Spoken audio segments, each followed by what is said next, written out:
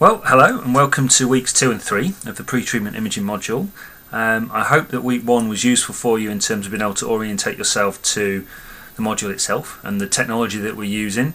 It was great to see a few of you participate in the tweet chat on the Sunday evening. I thought that went really well, and it was hopefully you got something out of that. So in weeks 2 and 3, what we're going to do is focus on the role of CT in the pre-treatment imaging process.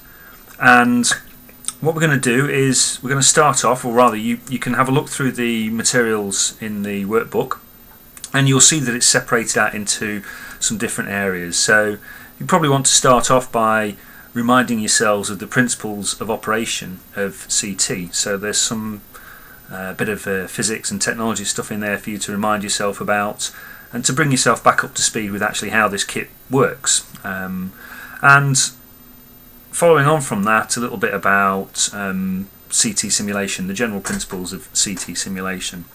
And one of the things you might want to focus on there is the different types of CT simulators that are available, and hopefully by the end of these 2 weeks you'll be able to appraise the different types of CT simulators and recognise the merits and limitations of them.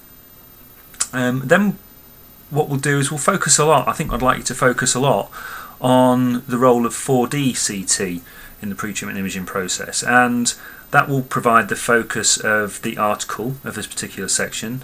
Although there's lots of resources that will be available to you, what I want you to have a read of in particular is an article by Muirhead et al. From the Beats Oncology Centre that looked at the potential benefits of 4D CT, and to comment on that within the conversation area in Atlas in PebblePad, and we'll see where that discussion takes, and that might also then provide us with a bit of a focus for the tweet chat that will follow on from the article of the week.